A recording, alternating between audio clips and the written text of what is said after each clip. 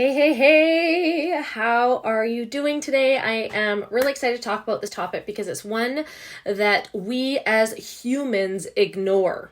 Unlike every other animal and mammal on the planet who follows their intuition and lets it guide them, humans blatantly ignore their intuition and their gut feelings. Like, we blatantly ignore it. We know when we're doing things that we shouldn't be doing, and we ignore that gut feeling time and time and time again. We override it and we do it anyways because we have this critical thought, and it actually gets us into a lot of trouble. So intuition, I kind of look at as like a muscle or as faith. Right? Because when you have a strong faith or a strong intuition, then you are more likely to follow it and more likely to use it. So why is this so important? Why is it so important when you have that gut feeling, the one that like you can't stop thinking about something or is moving you towards something? Why is it so important to ignore the fear around it and do what your gut is telling you to do? Now, I want to give you a couple of examples because like I just said, animals, they only work on intuition. Humans blatantly ignore it.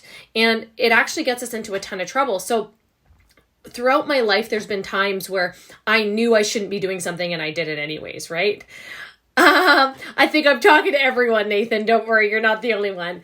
But when you feel that way and you're pulled towards something, it's so important to go after that because what fear does is fear talks us out of it. And fear is a little voice inside of our heads. And this is totally normal because our brains are pretty incredible things. What they do is they run scenarios in our mind to keep us safe.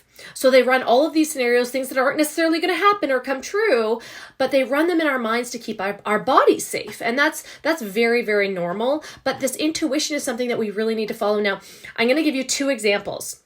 Number one, full disclosure, I hate going to the dentist. Why? Because it hurts. It's been painful. It's been uncomfortable. I feel like it's really invasive in my mouth. I feel like that's privacy for me.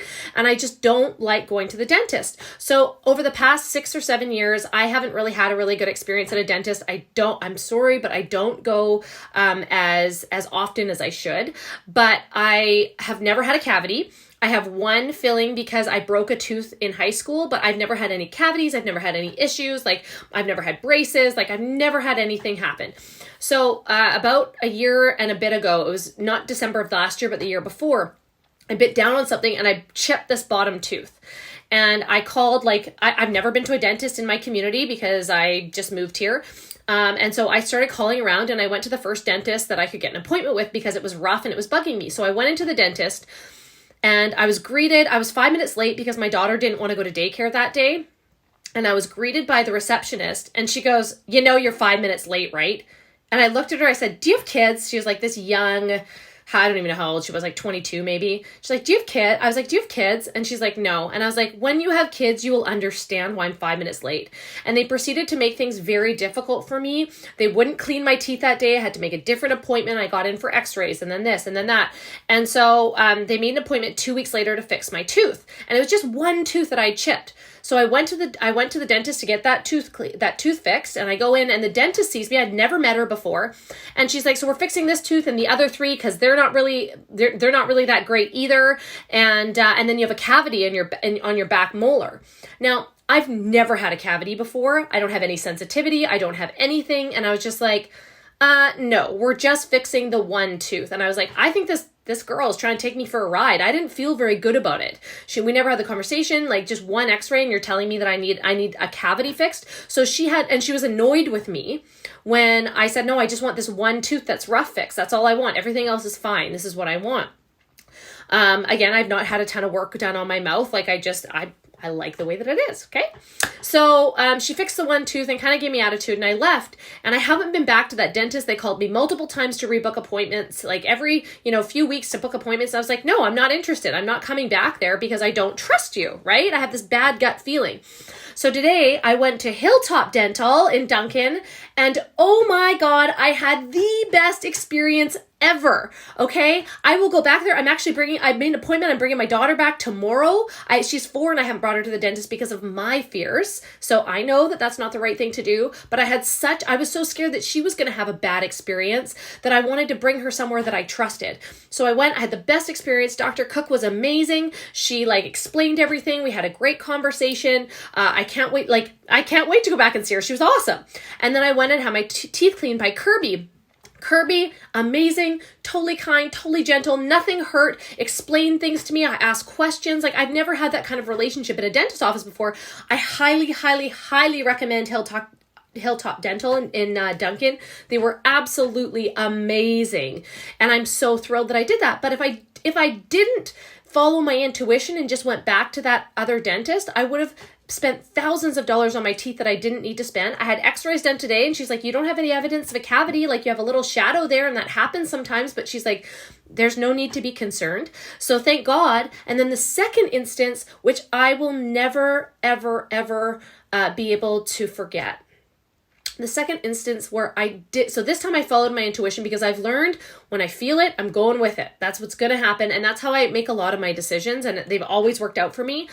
This was the time that I didn't follow that intuition, and I will regret it for the rest of my life. It was when my dog Stella,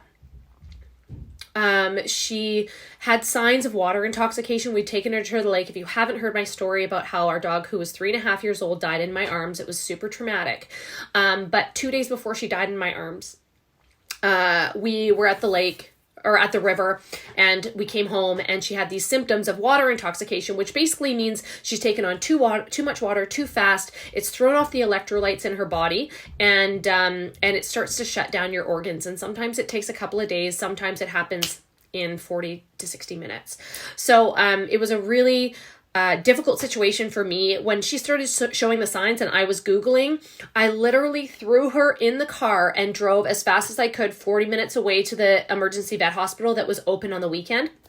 And when I got there, she still wasn't herself. She'd peed outside a couple of times. She wasn't herself. And my intuition was that this is very serious. This is my baby. This is very serious. And I wanted to make sure that she was okay. Well, they must have been on a shift change, and about an hour went by before the vet could actually see her. And when we went in to see the vet, we saw the vet tech. I want to be very clear about this. We saw the vet tech. And Stella kind of perked up a little bit. She was kind of acting normal. And the vet tech said to me, I think she might have eaten something. Like, she might have eaten something at the beach. Like, the symptoms that you're saying, like, she could have had some toxin mushrooms. Sometimes dogs get into marijuana, or they eat the wrong kind of food, or, it could have been anything that she ate at the beach. But it sounds like that's what it was. My intuition was not that. My intuition was that this is very, very, very serious. But she kind of talked me off a ledge, and I felt, okay, maybe I'm overreacting, and this isn't what maybe I'm just being silly and I'm totally overreacting. And I was a bit relieved for her to tell me that maybe Stella had just eaten something bad. And so she's like, just monitor for the next couple of days. They were very lackadaisical about it, because water intoxication is not very common. So I left. She said, do you want to see the vet? This is my biggest regret. This is my biggest, I will live with this for the rest of my life, that I didn't ask to see a vet. I said, do you think I need to see a vet? Like, should we get blood work done? Should we make sure that it wasn't this? She's like, I really don't think so. She's like, I don't think, that's an extra $300. I don't think that you need to do it. I think she'll be fine in a couple of days. Just monitor her.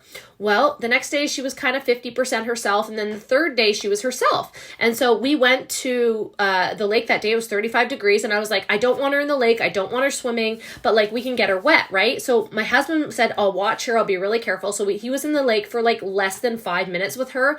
And instantly she had those symptoms again. And I knew we were hooped. I knew that this was serious. I knew that this was not good. And I'd read about it in those previous days, saying that she will die. Like, there's not very many things that you can do to save them.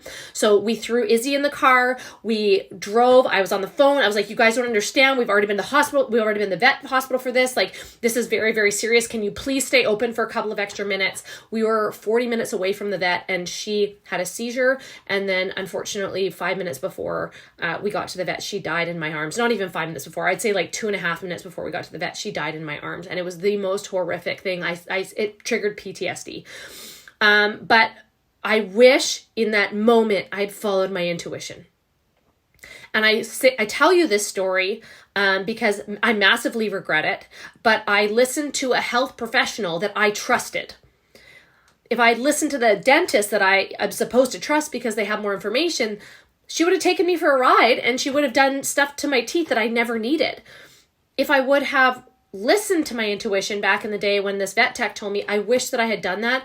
I will never ignore that feeling again because of how it impacted my life and how it took Stella away from us far too young, and we were just devastated. So if I can, it's obviously not always a matter of life or death, but if you feel that intuition and you're strongly being pulled towards something, even if you're scared, even if you're nervous, trust your guts. Trust me and trust your guts, because, and I say trust me when I say that, but trust your guts, because I'm telling you, it could be a life or death situation. It could be something that would dramatically change your life. It could be something that's completely different. But I thought it was a really important lesson to share with you. And if you ever have something that you're like, I don't know, like, reach out and talk to people you trust. Reach out and have a conversation, because it's worth bouncing your ideas off of other people so that you can feel good about the choice that you're making. Anyways, have an awesome day. We'll talk to you soon. Bye for now.